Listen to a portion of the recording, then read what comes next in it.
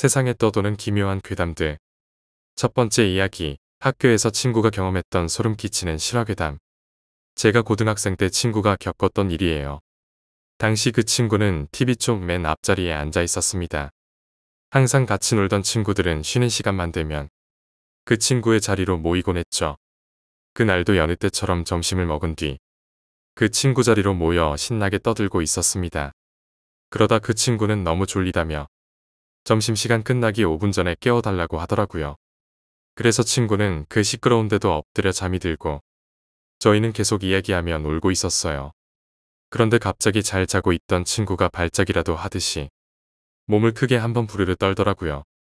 자다가 가끔씩 발작 비슷한 거 한 번쯤은 경험해 보시잖아요. 그래서 저희는 친구를 보며 킥킥거리며 웃었고 다시 이야기를 이어가려 하는데 친구가 갑자기 벌떡 몸을 일으키더니 펼쳐져 있던 책에 펜으로 무언가를 힘겹고 빠르게 휘갈겨 쓰더니 누가 뒤에서 확 밀친 것처럼 다시 책상에 엎드려 자는 거예요.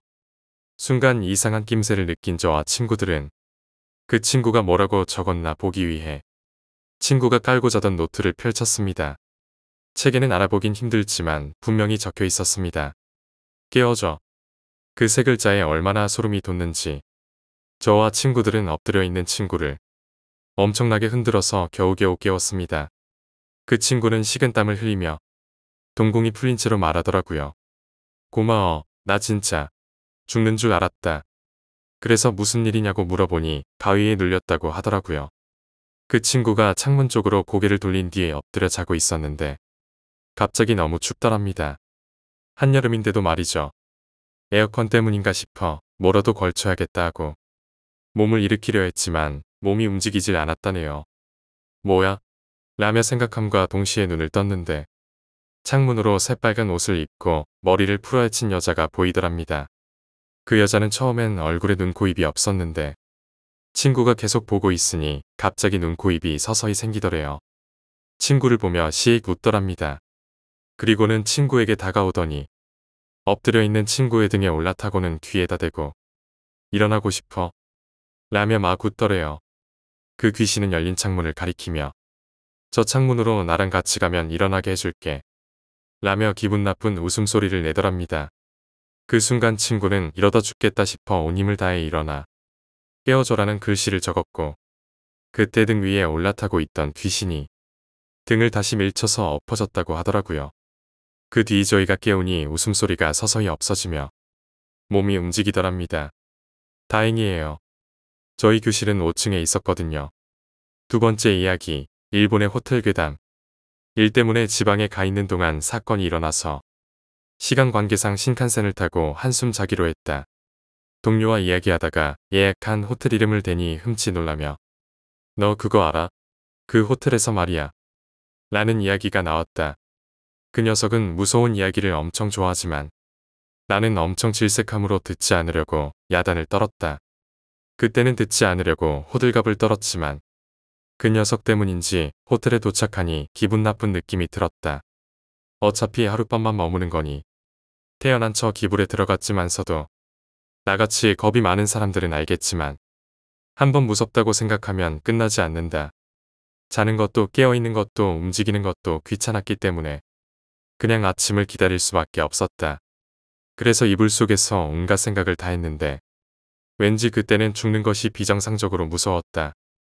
계속 죽음에 관한 생각만 들었다. 하지만 언젠가 죽겠지. 자는 걸 포기하고 어디 술집이라도 가서 시간이라도 때우자라는 생각으로 몸을 일으키려는 찰나 똑똑하고 문을 두드리는 소리가 났다. 심장이 멈추지 않은 것이 이상할 정도로 놀랐다. 유령. 화재인가? 아는 사람인가? 뭔가 사고라도 발생했나? 일단 불을 켜야 했지만 문을 여는 건 무서웠고 무슨 일입니까? 라고 물어보았더니 두드리는 소리가 멈췄다. 잠시 동안 벌벌 떨고 있었지만 아무 일도 일어나지 않았고 이미 잘 상황이 아니다. 지갑과 전화를 확인하고 어떻게든 옷을 갈아입었다. 그런데 갑자기 아까보다 큰 노크음이 들렸다. 무슨 일 있습니까? 누구십니까? 라고 물어봤지만 역시나 대답이 없었다. 정말로 긴급한 일이라면 호텔 직원이 뭔가 말해줄 것이다. 문도 잠그지 않은 상태의 방전화도 비상전화도 모두 있는데 그럼 다급한 일이 아닐 거라는 생각에 더욱더 무서워졌다.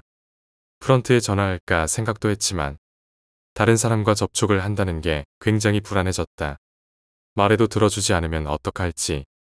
또한 그 직원이 왔을 때 오히려 더 위험해질까봐 불안했다. 문 손잡이를 돌리고 있었다. 들어오려고 한다. 장난치는 건지 아님 근처에서 정신 나간 사람이 머물고 있는 건지 빨리 이 시간이 지나가길 바라면서 결국 그 소리를 들으며 뜬 눈으로 밤을 지샜고 어느새 새벽이 다가오자 일 때문에 일찍 일어나기도 해야 했던 나는 체크아웃을 한 뒤에 일을 하러 갔다가 집으로 돌아왔다. 그리고 호텔 이야기를 했던 동료에게 전화해서 물어보았다. 그곳에 뭐가 있었는 거야? 너 하려던 이야기가 뭐였어? 라고 물어보니 몇 년 전 화재가 있어서 한 명이 죽는 바람에 그 귀신이 나온다는 이야기였다. 문을 두드렸지. 뭐야 어떻게 알았어? 너도 봤어? 아니 그런 건 아니고 시시하다고 생각할 수도 있지만 난 그때 당시 정말 무서웠다. 역시 유령이었구나. 열지 않는 게 나았어. 일단 아무 일도 없었다는 것에 안심했다. 그러자 친구는 말했다. 무슨 말이야? 그 사람은 방 안에서 밖으로 나가려고 문을 두드린 거야. 세 번째 이야기, 대만인 친구의 괴담. 이 이야기는 제가 미국에서 유학을 하던 시절에 저의 대만인 친구가 말해준 이야기입니다. 그 대만 친구가 중학생이던 시절 반 친구들과 수학여행을 떠났습니다. 수학여행에서 이것저것 구경하고 숙소인 호텔에서 짐을 풀고 저녁을 먹은 뒤 취침 전까지 자유시간이 주어졌다고 해요. 모두들 신나서 한꺼번에 다 같이 밖으로 나가서 놀았대요. 그렇게 놀다가 날이 슬슬 어두워졌고 대만 친구와 일행들은 이제 다시 숙소인 호텔로 돌아가기로 했습니다. 그때 호텔 바로 옆에 편의점 하나가 보였고 한 친구가 어차피 바로 옆이 숙소니 편의점 테이블에서 음식을 사서 먹고 들어가자라고 하더래요. 하지만 제 친구는 굉장히 피곤했기에 혼자 방으로 가기로 했고 혼자서 호텔로 돌아왔다고 해요. 엘리베이터를 타고 자신의 방인 5층으로 올라가고 있는데 갑자기 땡 하더니 3층에서 멈추더랍니다. 누군가 타나 싶었지만 아무도 없었고 엘리베이터 안에서 봤던 3층의 복도는 정말 아무것도 보이지 않을 만큼 암흑이었다고 해요.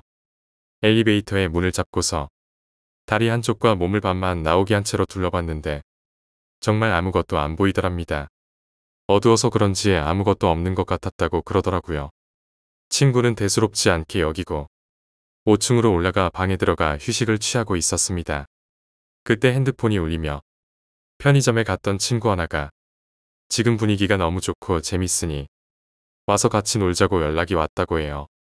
친구는 귀찮았지만 또 먼저 자려니 막상 잠이 안 왔던 터라 엘리베이터를 탄 뒤 다시 1층 로비로 내려갔습니다.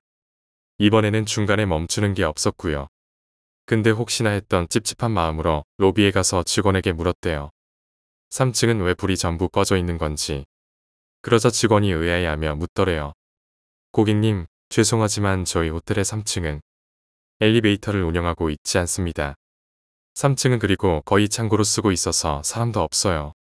놀란 친구는 장난치지 말라며 직원과 함께 엘리베이터로 갔고 거짓말처럼 3층 버튼이 없었다고 합니다. 네 번째 이야기, 괴담놀이. 중학생 때 지금 생각하면 굉장히 멍청한 짓이지만 축제 준비를 하고 남은 시간 저녁이었던 그때 옆반 친구 한 명의 장난으로 옆반 친구들과 함께 시작된 괴담놀이를 한 적이 있어요. 원래는 100가지 괴담인데 100가지 괴담을 흉내내어 50명이서 50가지 괴담을 하기로 했죠. 다들 한 번쯤 들어보신 놀이일 거예요. 교실의 책상을 동그랗게 모으고 각자 촛불을 하나씩 들고서 이야기를 시작했습니다. 이야기 하나가 끝날 때마다 촛불을 하나씩 끄는 방식이었고 그때 당시 장마철의 여름이라 교실은 굉장히 어두웠어요. 비도 많이 내리고 천둥도 함께 귀신 이야기에는 딱 적합한 날이었어요. 무슨 정신이었는지 커튼도 닫히고 불도 다 끄고 시작했습니다. 그렇게 친구들과 저는 이야기를 하나씩 시작했고 촛불도 하나씩 꺼져갔습니다. 드디어 촛불 하나가 남았고 그 친구도 두려움에 찬 목소리로 괴담을 시작했습니다. 다른 아이들이 했던 것 중 가장 무섭고 소름 끼치는 이야기였습니다. 그렇게 마지막 촛불이 꺼졌습니다. 무거운 침묵이 우리를 감싸며 1분 정도 침묵 후에 불을 켜고 닫혀있던 커튼도 열었습니다. 근데 이상한 무언가를 발견했어요. 우리가 모두 앉아있는 자리에서 조금 떨어져 있는 곳에 꺼진 초가 하나 있더라고요. 뭔가 했지만 그냥 아무것도 아니겠지 싶어 꺼진 초들을 모두 모았습니다. 근데 혹시나 해서 모으는데 초가 하나 더 많더라고요. 모인 사람도 50명이었고 나눠준 초도 딱 50개였는데 무슨 일인가 싶었어요. 이상하다 싶어 아이들에게 물었습니다. 너희 마지막에 이야기했던 애 얼굴 기억나니?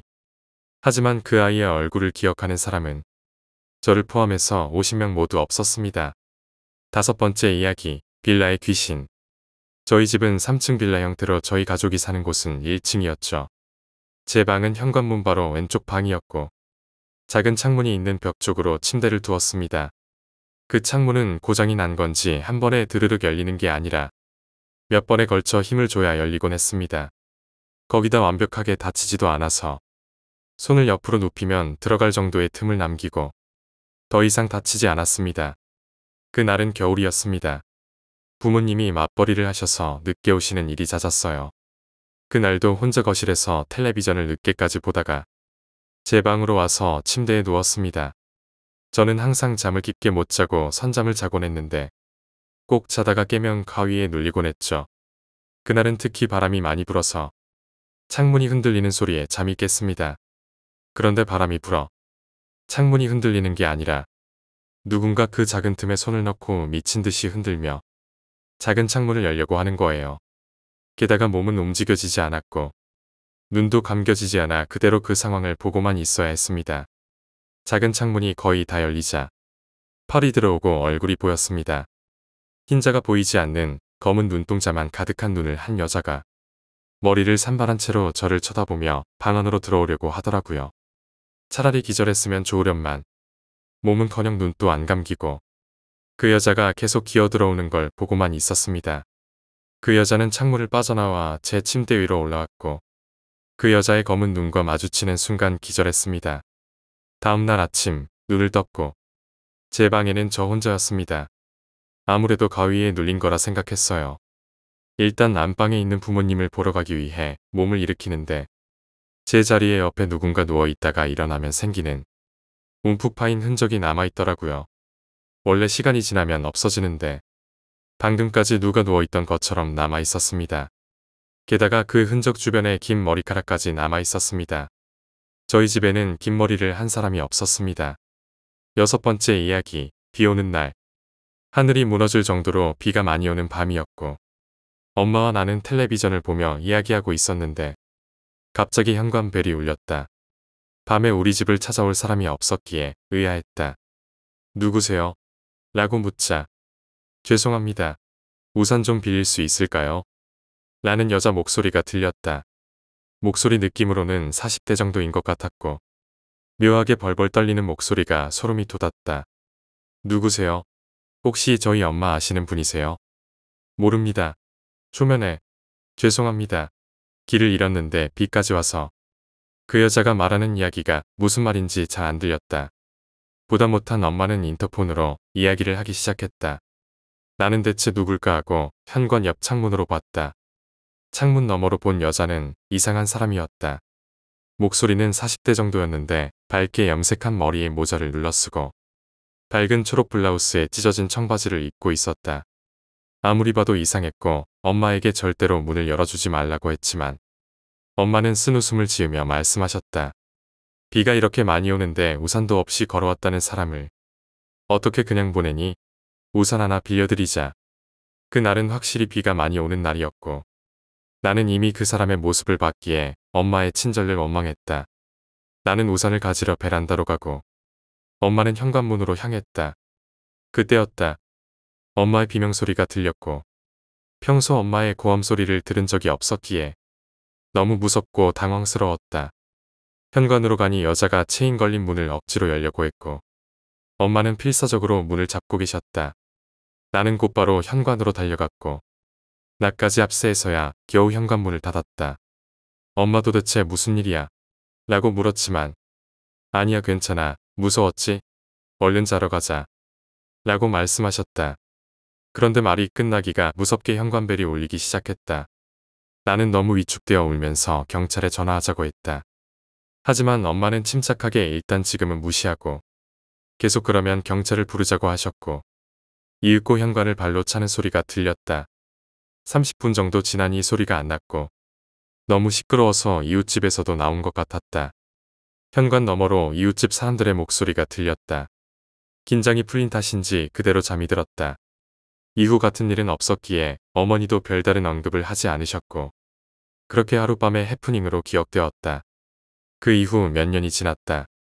도시에 있는 대학에 합격하여 엄마 곁을 떠나 자취를 시작하게 되었다. 첫날 밤 엄마와 통화하는데 문득 그날 일이 생각났다. 엄마, 나 그날 무서워서 진짜 많이 울었던 것 같아. 괜찮을까 자취하는 거? 그러자 엄마는 조심스럽게 말했다. 그날 네가 무서워해서 말 안 했는데 그 사람 진짜 이상했어. 빗속을 걸어왔다고 했는데 비에 전혀 젖어 있지 않았고 왼쪽 손에는 방망이를 들고 있었는데 더 무서운 건 그 사람 남자였어. 나는 깜짝 놀라 비명을 질렀다. 그러면 왜 경찰을 안 부른 거야? 경찰을 불렀어야지. 라고 말하자 엄마는 대답했다. 경찰을 불러도 바로 도망갈 것 같았고 이미 여자 둘이서 사는 집인 걸 알려졌는데 괜히 경찰을 부르면 더 위험할까봐. 분명 그때 사실을 알았다면 그 공포를 감당하지 못했을 것이다. 엄마와 통화를 마치고 앞으로 문단속을 잘해야겠다는 다짐을 하며 침대에 누웠다. 여러 가지 생각과 함께 잠이 들려는 찰나 갑자기 현관 벨이 울렸다. 죄송합니다. 우산 좀 빌릴 수 있을까요? 7번째 이야기, 종교를 가지게 되었던 이유. 얼마 전에 있었던 일입니다. 저희 집은 종교가 불교예요. 저는 그리 믿지 않았기 때문에 반은 불교, 반은 무교 같은 마인드였습니다. 하지만 얼마 전 있었던 일로 인해 불교를 완전히 믿고 있습니다. 제가 회사 일을 하다 과로로 쓰러지면서 병원에 실려간 일이 있었습니다. 제가 병원으로 옮겨지고 제가 누워있는 게 보이더라고요. 그리고는 저승사자로 보이는 남자 한 명이 저를 데려가는데 병원 밖을 보니 저승사자가 한 명 더 있었고 그 뒤에는 남자 3명이 줄을 서 있더라고요. 무서웠지만 반항 한 번 못하고 그 뒤를 따라갔습니다. 근데 어디로 가나 했더니 제 동생 집으로 가더라고요. 동생 집 마당에는 개 집이 하나 놓여 있었는데 아무리 생각해도 그 모습이 너무 이상했어요. 제 동생은 강아지 털 때문에 강아지를 정말 싫어하거든요. 그런 동생 집에 개집이라니. 그러고는 저승사자가 남자 셋과 저를 그 개집 안으로 들어가라며 지시를 했고 남자 3명은 차례차례 개집으로 들어가더라고요. 근데 너무 무서웠던 저는 그 개집으로 들어가는 순간 죽을 것 같다는 생각이 들었습니다. 그래서 안 가려고 막 발버둥치는데 문득 불경이 생각이 나더라고요. 그래서 일단 그 상황 자체가 너무 무서워서 눈물 콧물 흘리면서 생각나는 대로 불경을 줄줄 외웠습니다. 하지만 제 차례가 되었고 저승사자 2명이 양옆으로 절 잡더니 계집에 억지로 넣으려고 했습니다. 근데 갑자기 어떤 여자분이 나타나시더니 불경을 외우는데 지금 뭐 하는 거냐며 당장 되돌려 놓으라고 하더라고요. 그 뒤로 정신을 잃고 깨어나 보니 동생이랑 엄마는 울면서 너 지금 방금 죽다 살아났다면서 하더라고요. 그리고 일주일 뒤 퇴원을 하고 동생이랑 집에 가며 이런저런 이야기를 하는데 문득 개집에 들어간 남자 3명이 생각이 나더라고요. 그래서 동생 보고 개를 키우냐며 물어봤습니다. 근데 동생이 말하길 남편이 개 한 마리를 어디 가서 데리고 왔는데 글쎄 새끼를 뵌 거야. 언니도 알지? 나 개 싫어하는 거. 근데 또 새끼가 태어났는데 수컷만 3마리야. 8번째 이야기, 누나의 친구. 당연히 귀신을 믿지 않았고 누가 귀신이 있다 해도 언제나 콧방귀만 낄 뿐이었다. 그러던 어느 날 고등학생이 된 나는 부모님이 여행을 가신 날 혼자 집을 보게 되었다. 슬슬 가족들이 올 때가 되었는데 라고 생각하며 방에 혼자 누워서 TV를 보고 있었다. 나는 평범한 주택에 살았고 평소에 누가 벨을 누르면 방 2층에서 대문을 한번 보고 난 뒤 문을 열어주는 게 습관이었다. 그러다 벨소리가 들렸고 가족들이 돌아왔나 보다 하고 평소처럼 대문을 봤는데 부모님이 아닌 누나와 누나 친구로 보이는 사람이 서 있었다. 누나의 친구로 보이는 사람이 누나에게 즐거운 표정으로 계속 귓속말을 하며 웃고 있었다. 나는 문을 열어주기 전 무슨 이야기를 저렇게 즐겁게 하나 싶어 현관문에 귀를 바짝 대고서 엿들으려고 했다. 모난 멀리서 소근소근대는 말이 어렴풋하게 들려와 나는 바짝 대고 집중했다. 소근대는 소리가 조금씩 선명하게 들리기 시작했는데 내가 알아챘을 때는 이미 나의 바로 옆에서 귓가에 대고 말하는 것처럼 귓속말이 들려왔다. 내 말 들리지? 내가 무슨 말 하는지 알아듣지? 나 보이지? 이런 비슷한 말이었다. 나는 그대로 얼어서 그 자리에 꼼짝도 못하고 있었는데 기다리다 지친 누나가 숨겨놓은 열쇠로 직접 문을 열고 들어와 거실로 들어왔고 그제서야 귓속말 소리는 들리지 않았다. 왜 문을 열어주지 않았냐는 누나의 투덜거림은 대꾸도 하지 않고 누나에게 물었다. 누나랑 같이 온 친구는 어디 있어? 그리고 누나는 대답했다. 무슨 말이야? 나 혼자 왔는데. 9번째 이야기, 친구 집으로 가는 길. 밤에 친한 친구의 집으로 가는 길이었습니다. 친구의 집으로 가기 위해선 두 가지의 길이 있었고 하나는 기찻길 터널 쪽을 지나가야 하는 곳이었는데 어두워서 잘 가지 않던 길이었습니다. 하지만 굉장히 추운 겨울날이었기에 일단 빨리 가고 싶어 그 길을 선택했습니다. 한겨울이라 날씨도 추웠지만 혼자라는 사실이 더욱 몸을 움츠리게 만들었고 걸으면 걸을수록 불안감이 이상하게 생겼습니다. 그런데 저 멀리 터널 반대편에서 누군가가 철길을 따라 걷고 있는 모습이 보였습니다. 점점 반대편에서 철길을 따라오고 있는 사람이 뚜렷하게 보였고 자세히 보니 검은색 옷을 입은 여자아이였습니다.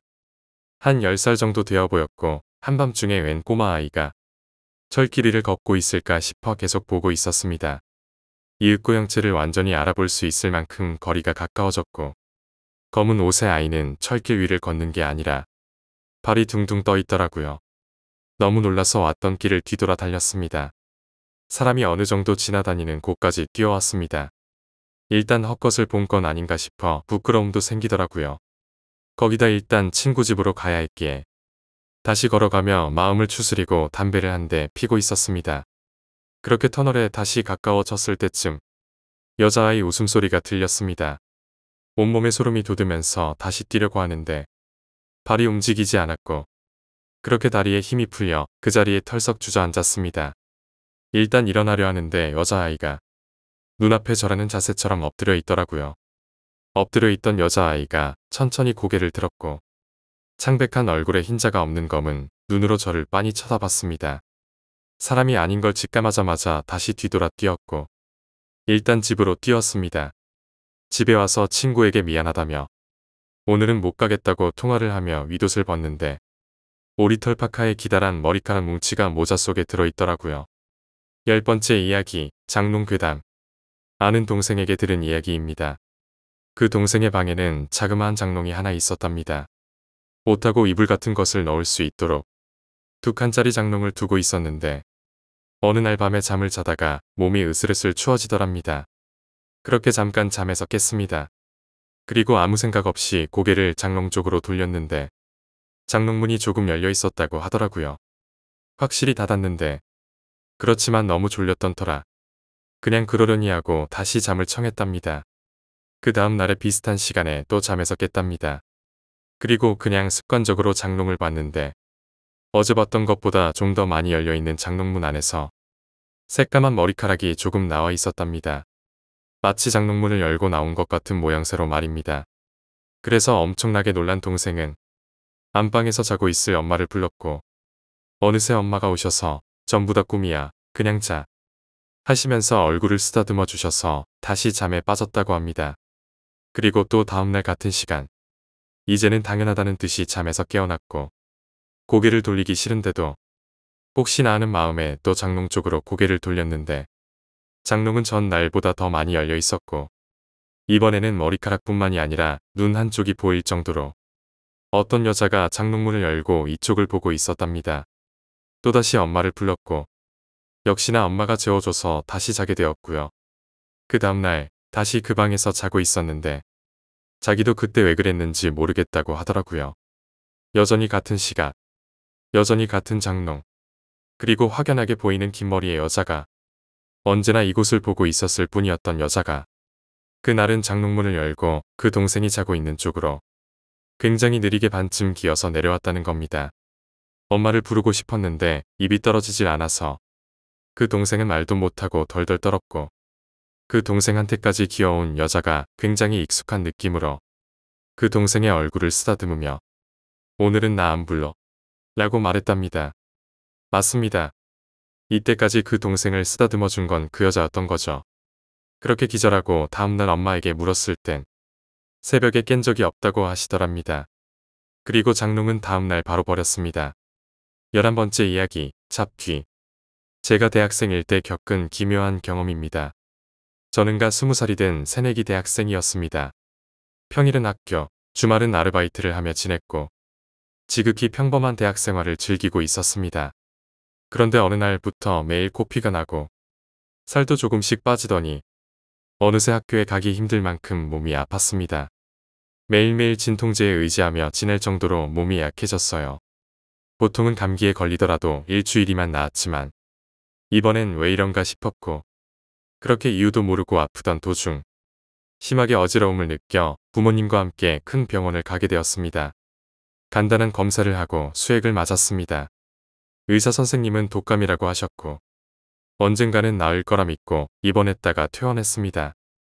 학교를 일주일 정도 결석한 탓에 학점이 걱정되어서 몸은 아프지만 학교에 가게 되었습니다.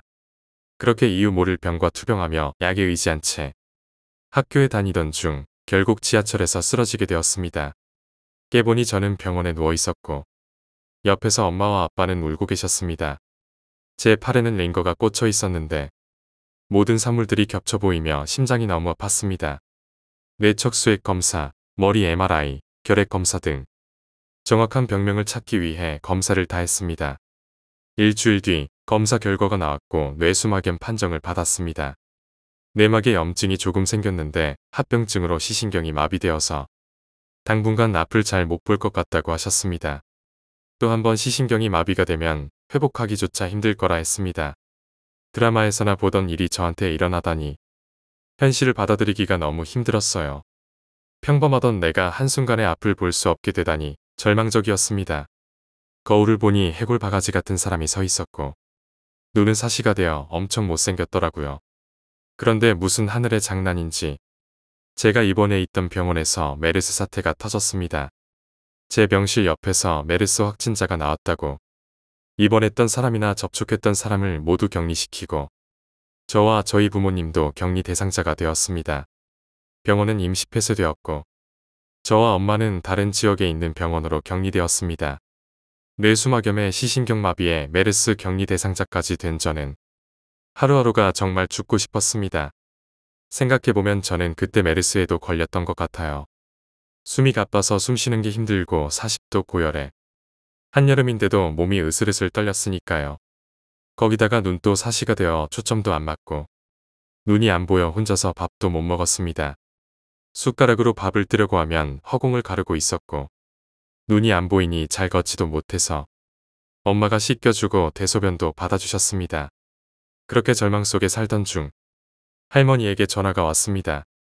그 당시 부모님은 할머니가 걱정하실까봐 제가 아픈 걸 숨겼습니다. 그런데 할머니가 친한 스님께서 지금 자네 손녀가 위험해. 손녀에게 못된 잡기가 붙었어. 라고 했다면서 제가 걱정되어 전화하셨다고 하셨습니다. 그 말을 듣고 너무 무서웠습니다. 아픈 건 부모님 이외에는 아무도 모르는데 부산에 계신 스님이 서울에 사는 저를 어딘가 이상하다고 느끼셨다고 하니까요. 그 스님은 제 이름을 지어주신 분인데 제가 갓난아기일 때 빼고는 뵌 적이 없었습니다. 그런데 제가 아픈 걸 어떻게 아셨는지 정말 소름이 돋더라고요. 그날 이후 할머니는 스님이 써주신 부적을 갖고 다니시면서 저를 위해 매일 절에 찾아가 기도를 해주셨습니다. 그 덕분인지 놀랍게도 시신경이 갑자기 회복되고 10kg가량 빠졌던 몸무게도 서서히 회복되었습니다. 그때 이유 없이 몸이 아프기 시작한 것과 안 좋은 일이 계속 저한테 생긴 걸 보면 정말 저한테 잡기가 붙었나 싶습니다. 12번째 이야기, 귀신 보는 사촌언니. 사촌언니는 어릴 적부터 귀신이 보였다고 합니다. 흔히 말하는 무당처럼 여럿의 귀신을 보는 게 아니라 딱 한 명의 귀신만 보이더래요. 그 귀신은 여자였고 몸의 반쪽이 화상을 입은 그런 흉측한 모습을 한 귀신이었습니다. 처음에는 보이기만 했지만 점점 시간이 지나면서 몸에 터치를 하기도 하는 그런 끔찍한 일이 벌어진 지 10년째 되는 날이었습니다.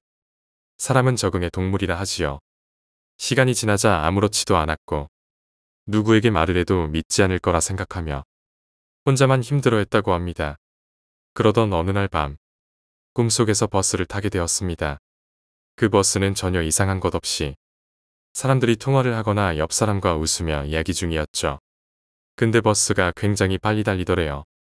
그래서 의자 손잡이를 잡고 있는데 그 순간 덜컹하더니 갑자기 버스가 뒤로 가더래요. 그래서 뭔가 싶어서 창밖을 보니 뒤쪽은 정말 TV 매체에서나 보던 저승길 같은 그런 곳에 있는 큰 웅덩이였답니다. 그리고 너무 놀라 주위를 둘러보니 사촌 언니를 제외한 모든 사람들은 아까와는 상반된 분위기로 말 한마디는커녕 표정의 변화도 없이 가만히 있더랍니다.